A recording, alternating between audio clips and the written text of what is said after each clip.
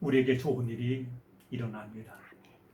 중국 우한에서 시작된 코로나19 바이러스가 전 세계를 강타하고 있습니다.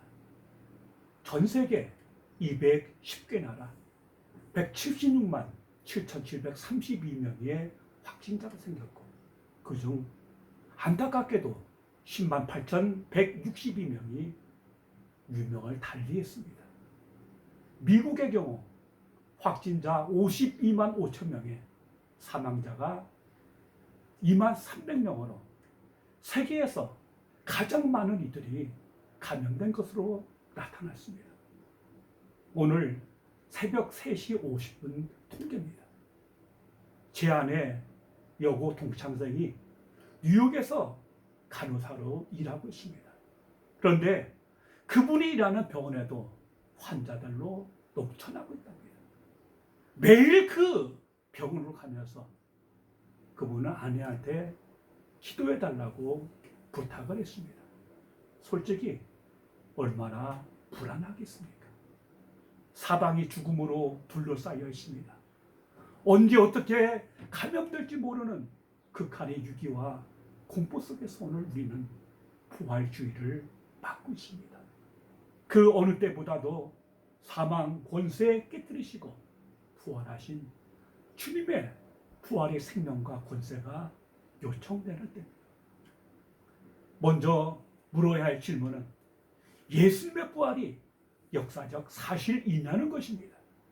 아무리 매력적이고 멋져 보여도 예수님의 부활이 거짓이라면 예수 그리스도의 십자가와 부활의 목숨을 건 기독교는 모래 위에 쌓은 허망한 꿈이요 거대한 사기에 불과합니다. 예수님의 부활이 사실임을 입증하는 여러 사실이 있습니다.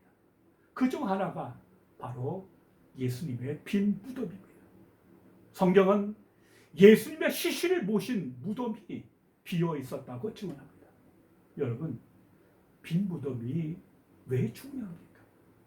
만약 제자들이 예수의 부활을 전할 때 반대편인 유대인들이 예수님의 시신을 딱 내놓고 말하면 어떻게 되겠습니까? 그것은 모든 것은 상황 끝이 되고 맙니다. 예수님의 부활을 두고 제자들과 유대인들이 심각하게 갈등하고 논쟁을 했습니다.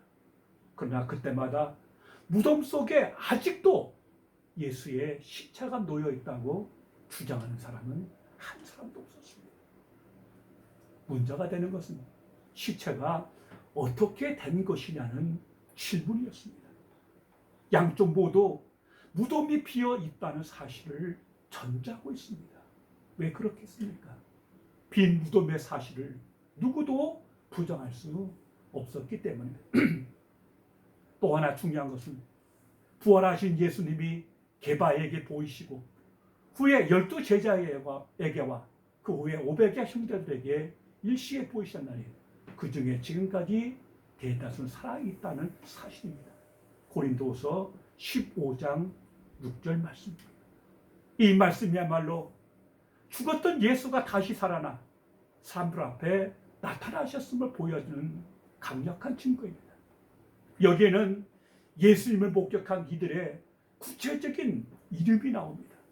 그러므로 이 말씀은 만약 사람들이 바울의 글이 사실인지를 확인하려고 하면 얼마든지 확인해 볼 수 있던 때에 쓰여졌습니다. 즉 목격자들이 아직 생존해 있다는 말입니다. 시퍼렇게 살아있는 증인들 앞에서 바울이 감히 거짓말을 쓸 수 있겠습니까? 그리고 복음서에는 예수께서 부활하신 후 사람들에게 나타났다는 사례를 여러 차례 기록했습니다. 이것이 무슨 의미인가 하면 처음부터 부활은 초대교회가 선포한 메시지의 핵심이었다는 것입니다. 예수님의 부활이 그들의 삶에 거대한 충격을 줬고 그들의 삶을 변화시켰고 그리고 교회를 가능하게 했습니다. 그만큼 예수님의 부활은 강력하게 그들의 마음을 사로잡았습니다. 저는 예수님의 부활의 가장 결정적인 증거는 변화된 제자들의 삶이라고 생각합니다. 예수님의 첫 12제자 중 예수님을 판 가룟 유다와 예수님의 어머니 마리아를 아주 늦게까지 봉양한 사도 요한을 제외하고는 저는 다 순교했습니다. 지난번 저희가 터키 갔을 때 서마나 교회를 찾아갔습니다. 현재 그 교회 이름은 폴리갑 기념교회입니다. 소아시아 7교회 중 유일하게 남아있는 교회이기도 합니다. 여러분, 폴리갑이 누구입니까? 폴리갑은 사도 요한의 제자로 신앙과 인격이 타고난 서마나 교회의 감독이었습니다. 그가 86세 때에 예수를 주로 고백한 죄로 화형을 당하고 말았습니다. 그가 죽기 전에 평소에 그를 존경하던 그 집행자가 폴리갑한테 말합니다. 한 번만 주를 부인하고 황제를 주라 부르면 내가 살려주겠습니다. 라고 제안했습니다. 그때 그는 이렇게 대답했습니다. 내 평생의 주님이 한 번도 나를 부인한 적이 없는데 내가 어찌 우리 주님을 부인하겠습니까? 그리고는 기쁜 마음으로 뚜벅뚜벅 불구더기 속에 들어가서 순교를 당하였습니다. 여러분, 누가 거짓을 위해서 사기임을 뻔히 알면서 자기 목숨을 내놓겠습니까? 예수께서 실제로 부활하셨기 때문에 그 무서운 박해자 사울이 바뀌어서 전도자 바울이 된 게 아닙니까? 어린 계집아이 앞에서조차 주님을 모른다고 부인했던 베드로가 로마에서 십자가를 거꾸로 지고 순교할 수 있었던 게 아닙니까? 그게 제자들 뿐이었습니까?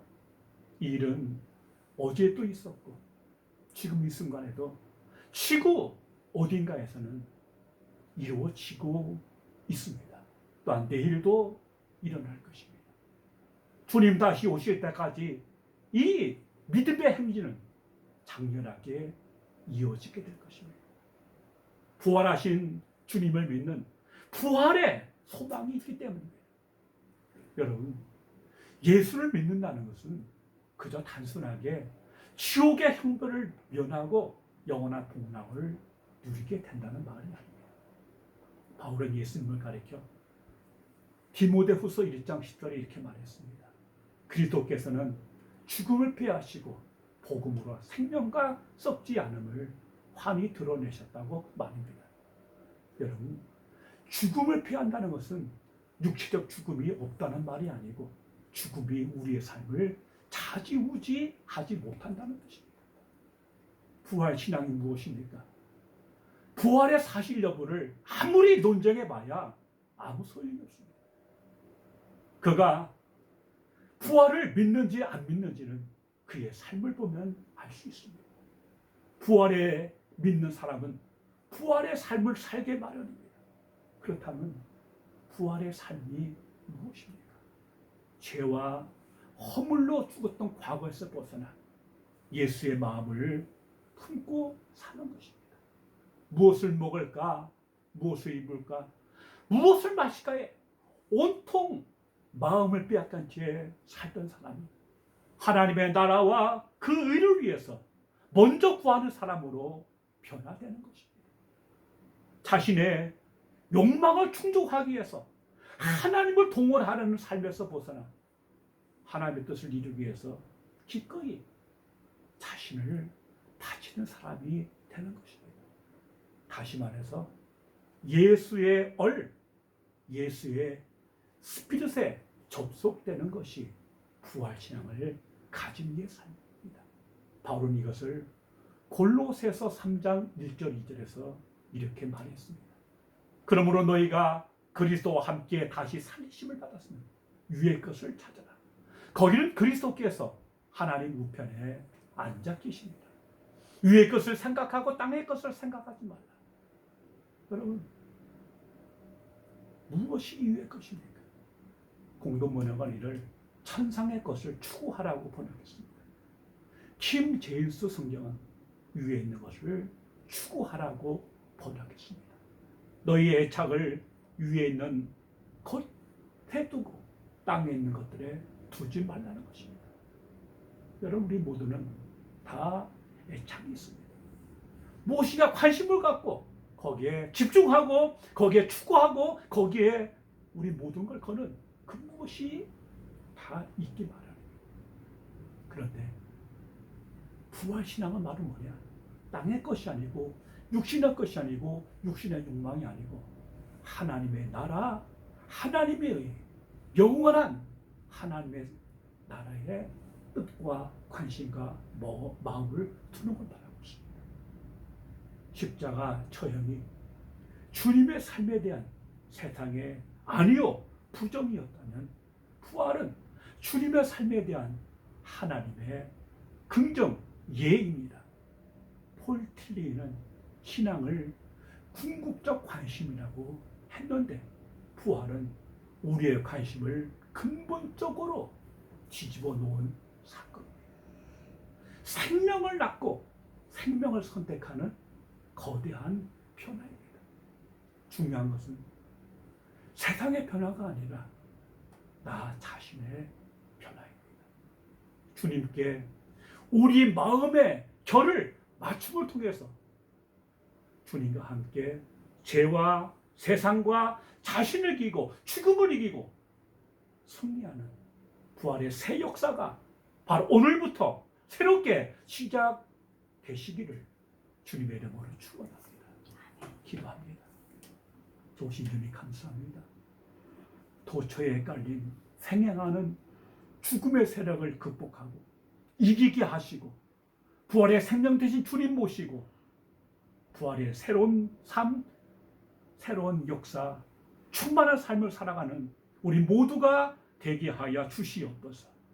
예수님 이름으로 기도하옵나이다. 아멘. 아멘.